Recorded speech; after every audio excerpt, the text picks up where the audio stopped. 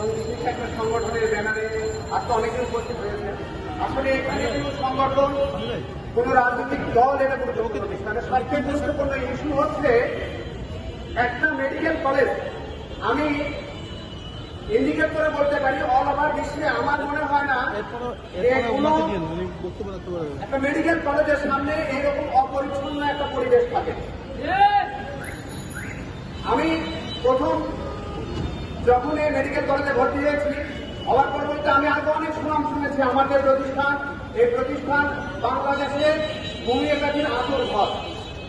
আপনি দেখেন জেনারেল যে প্যাথি আছে, অ্যালোপ্যাথি আছে, অ্যালোপ্যাথি শুধুমাত্র একটাই চিকিৎসা পদ্ধতি না, আরো অনেক চিকিৎসা পদ্ধতি আছে। তার মধ্যে অন্যতম প্রধান হচ্ছে আমাদের হোমিওপ্যাথি। আমরা জানি যার নাই গুণগতি সে করে হোমিওপ্যাথি।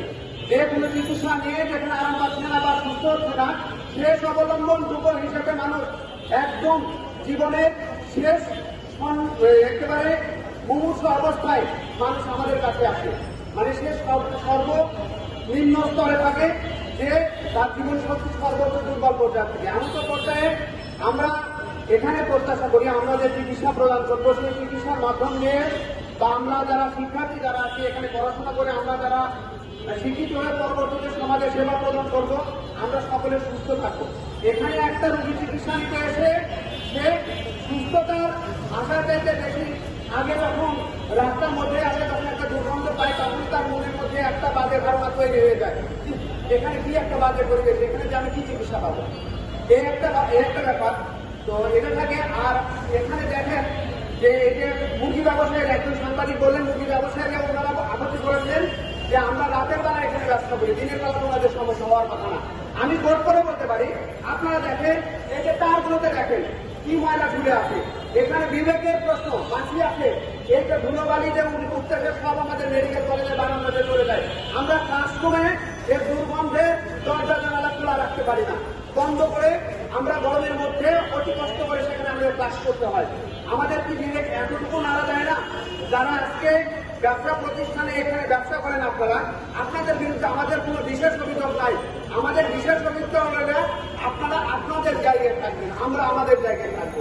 আপনারা দেখেন আপনি যখন অসুস্থ হয়ে পড়বেন তখন তো এখন চিকিৎসকের কাছে যাবেন, তো সেই চিকিৎসকের নিরাপত্তা যদি আপনার যদি না দেন তাহলে ভবিষ্যতে আপনি কি চিকিৎসা পেতে পারেন? আপনি নিজের কথা ভাইবে হলে তো আজকের মুরগি ব্যবসায়ী যারা আছেন তাদেরকেও একটু নিরাপদ দূরত্বে থাকা উচিত। মানববন্ধনে উপস্থিত হয়েছেন সকলকে সংগ্রামী সালাম ও শুভেচ্ছা। প্রিয় ছাত্র শিক্ষার্থী ভাই বোনেরা, প্রিয় ব্যবসায়ী ভাইরা, আমরা বলতে চাই যে আজকে আমাদের দেয়ালে দিন থেকে গেছে, যেখানে আজকে আমাদের শিক্ষার্থীদের থাকার কথা ছিল কলম নিয়ে স্টাডিস্কোপ দিয়ে ক্লাসে, সেইখানে আজকে বাংলাদেশ হোমিওপ্যাথিক মেডিকেল কলেজ হাসপাতালের এরিয়ায় মুরগি ভর্তির যে একটা পরিবেশ তৈরি হয়েছে, সেই বিষয় নিয়ে আজকে আমাদেরকে কথা বলা লাগতেছে। এটা অত্যন্ত আমাদের জন্য লজ্জাদায়ক একটা বিষয়। প্রিয় উপস্থিতি, আপনারা লক্ষ্য করবেন যে এটা Bangladesh homeopathic medical college and হাসপাতাল। এটা কোনো ডাস্টবিন নয়, এটা কোনো কসাইখানা নয়, অথচ আজকে এই পবিত্র স্থান যেখানে মানুষের স্বাস্থ্যের সুরক্ষা দেওয়া হয়, সে তার প্রধান ফটকে আমাদের দাঁড়াতে আমাদের নাকে সহ্য হয় না। এটা অত্যন্ত আফসোসের বিষয় যে এইরকম একটা শিক্ষা প্রতিষ্ঠানের সামনে, এতগুলো ব্যবসায়ীদের সামনে এখানে আমরা নিয়মিতভাবে চলাফেরা, আমাদের পড়াশোনা কন্টিনিউ করতে হয়, অথচ এখানে প্রশাসনের কোনো গুরুত্ব দেখতেছি না। আমরা সবার কাছে প্রশ্ন রাখতে চাই, ঢাকা শহর কি বাজার বলল নাকি যে ঢাকা শহরে যারা যা ইচ্ছা করবে কোন অদৃশ্য শক্তির বদলে আজকের এই একটা শিক্ষা প্রতিষ্ঠান, এখানে ব্যবসায়ী দোকানপাটের সামনে মুরগির ব্যবসা পরিচালনা করা হয়? আমি বলতে চাই, প্রশাসনের চোখ কি অন্ধ নাকি অবৈধ টাকার কাছে তাদের আজকে বাকরুদ্ধ হয়ে গিয়েছে?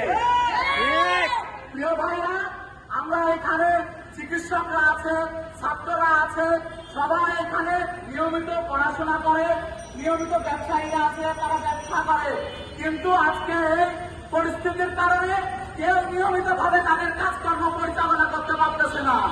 এক্ষেত্রে আমরা এখানে যারা প্রশাসন আছে তাদের কোন রকম ভূমিকা আমরা দেখতে পাই নাই।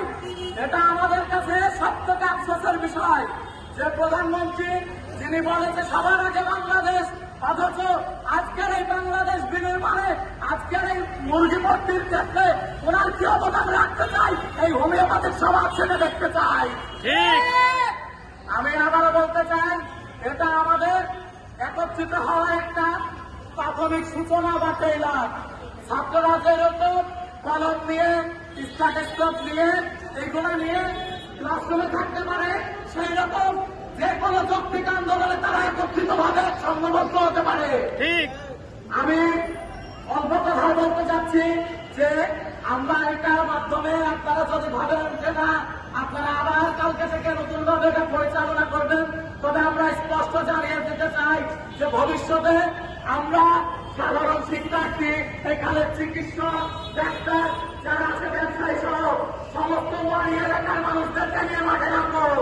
সেক্ষেত্রে কোন দুর্ঘটনা বা কোন অস্থিতিশীল পরিবেশ তৈরি হলে সেজন্য তাই থাকবে এই নির্বাচন প্রশাসন এবং এই দখলদারীরা। আমি আপনাদেরকে স্বাগতম জানাবো যারা মানববন্ধনে অংশগ্রহণ করেছেন। আমি জানাতে চাই এই আন্দোলন কেবল একটা সূচনা, এই আন্দোলন চলতে থাকবে।